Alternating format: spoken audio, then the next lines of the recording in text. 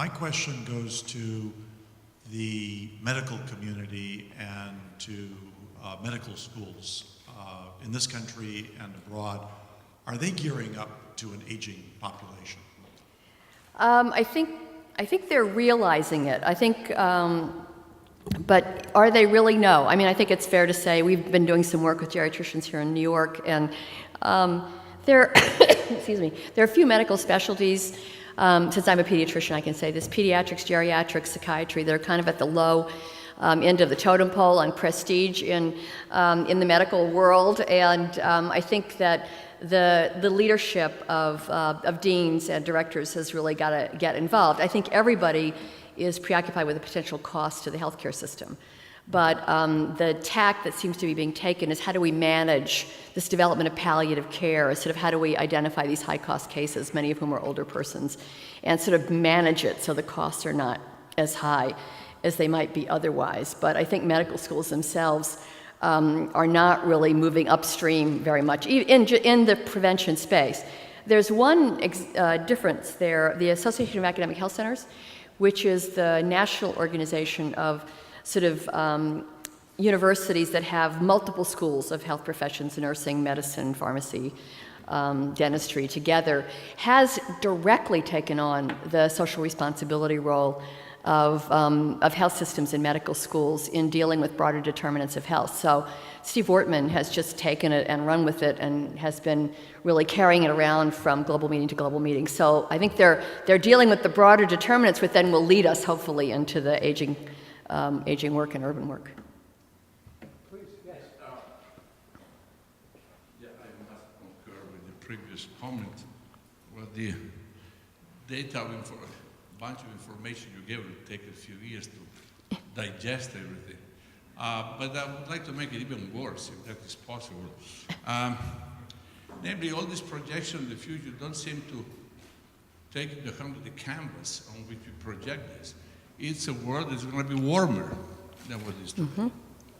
I'm a physical scientist, and I firmly believe that it's more than certain in our part of the spectrum that we are facing a future that's unlikely anything we have seen in the last 800,000 years or so.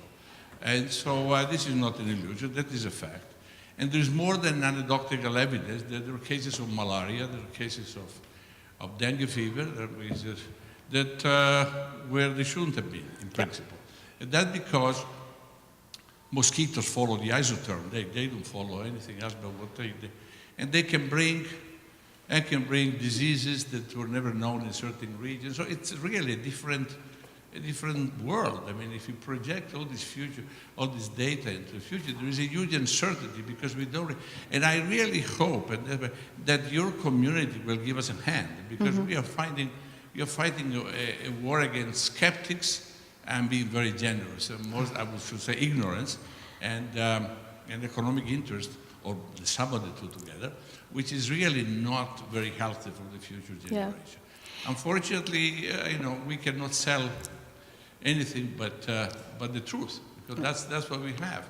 And yet, I sincerely hope that the epidemiologists one day will come to fore and help us out. Otherwise, the people will not be convinced. I mean, it's frustrating to see they have the data, satellite data, computer data, whatever, and then you go and people still don't believe you.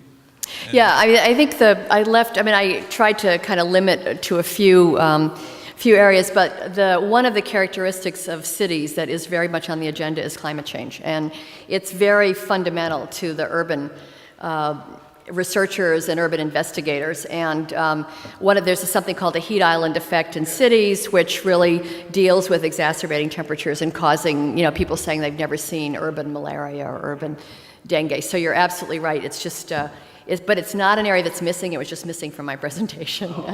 So the people doing urban health are totally, and also the risk of rising, because most great cities are on water edges, and so the risk of rising water levels to the survival of cities. So these are issues that people really do think about a lot. There are to make a 600-meter vehicle living at a height of less than 1 meter from the seashore. So 600-meter people can be at risk. Yeah. For having done absolutely nothing.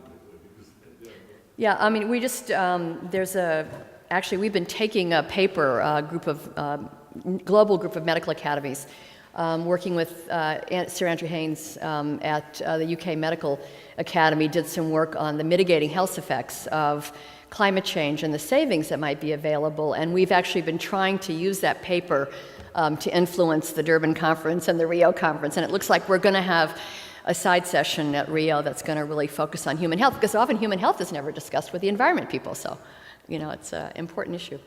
Other questions? Mr. Pope?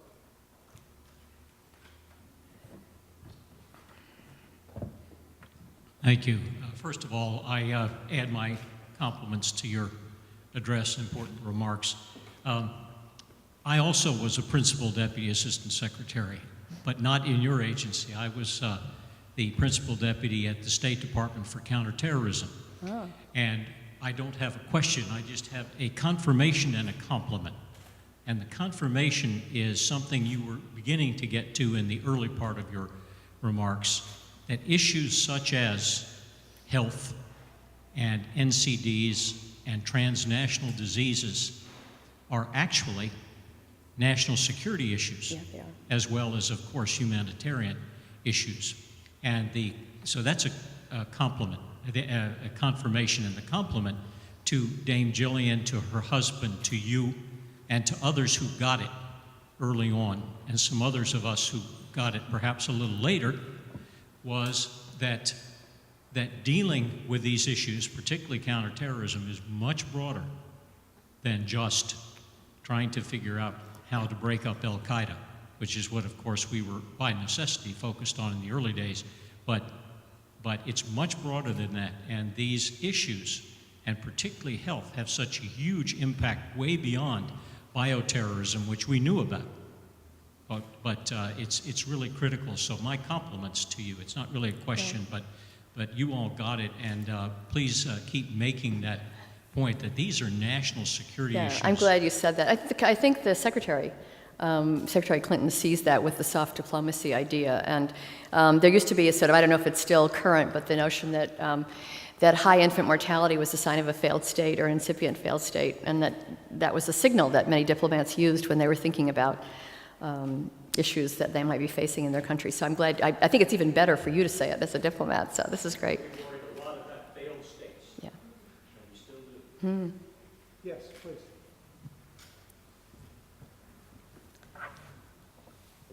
Thank you very much for your remarks. Couple points. The first is I was taken aback at the lost productivity number, the $7 trillion number you had in there. Yeah. Is there any data that you've seen that talks about the cost of trying to address that and shift the sort of resource allocation? Yeah, and then the second thing, the second question I have is you had also mentioned about lower income countries having a higher, is it aging? Rates of aging, yeah. But I was just reading in The Economist this past weekend that Africa, for instance, is on the precipice of possibly a demographic dividend based on the age profile. So how do we square those two kind of factoids? Yeah, I think when we're talking about the aging issue, and we're talking about people over 65, and so one of the challenges is how do we get people to 65 healthy? That's that diagram, and part of the agenda with age-friendly cities or other sort of national aging agendas is to make sure that the folks that end up at 65 are healthy and aren't totally dependent and causing cost to the society. I think then the issue of more people living through the productive time of work and economic productivity is absolutely right. And that's what I was trying to allude to in terms of the successes of the sort of historical agenda of eliminating a lot of diseases and other activities that are allowing people to live longer. But when you live longer, you tend to get more chronic diseases, but not the workforce issues. I think our job is to keep them healthy, and that's why a lot of individuals are interested. David Bloom and Dr. Alwan, who were really the leads for the documents prepared for the high-level meeting, and WHO, they're on the WHO website, have identified a series of what they call best buys. So if you're a head of state in a country and looking at certain kinds of disease patterns, where would you put your money? Where would you invest first, and what the costs are? And those are all detailed there. So they've done a really terrific job of trying to guide the way on this. Perhaps we have time for one more question. Yes. I hate to raise the subject of politics, but it is that I did. it is the season, and I'm just curious what your organization would think about Obamacare in general, and also to address some of the topics that you raised this evening. And if your opinion is that it's not perfect, is there any sort of general sweeping comments you could make that might improve it, or tweak it, or make it better? Well, not to go too far off message. I mean, I personally, having been through the Clinton failure, I went into the government in the Clinton administration because I thought it would be the only chance I had in my lifetime to see some kind of national health care reform, which is not easy because we don't have a tradition of national anything in the United States, so especially in health.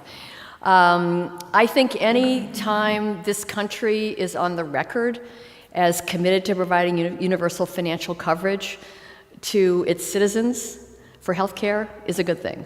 We're practically the only developed country that doesn't have some mechanism. I'm not arguing that it's public-private. I don't really care what it is. I mean, I do care, but I'm not an ideologue in that regard. I think the policy message of a commitment to universal coverage is something we've never had, and it has my Canadian colleagues actually believe that a commitment to this health and social safety net in the national health system in Canada actually has health effects, that people actually are influenced by the degree to which they have some confidence about being able to get health care or having social services. An interesting conversation. So that's my opening remark. And then I guess the other things I would say, I think a lot of the specifics are going to work out at the state level. I mean, we're following New York very closely, and obviously you have a state like New York that's quite committed to broad coverage and inclusion. You're going to have different results than you're going to have in other states. And the real question, I think, is how uniform is it going to be? Are we going to maintain this at least sort of baseline for everybody and then let states be creative? That's okay. But the other part of this that was quite radical to us is the emphasis, never before, on mandatory personal prevention has to be in the package. Things that are approved by the U.S. Preventive Services Task Force for age-appropriate personal prevention have to be provided by insurers without copay. Never happened before.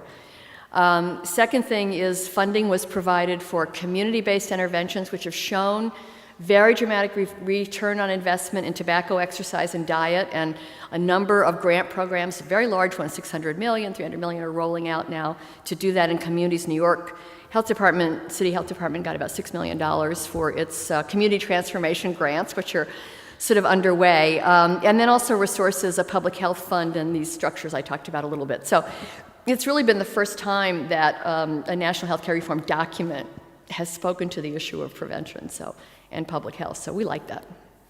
It's the hidden part of the reform that nobody talks about, we try to talk about. So perhaps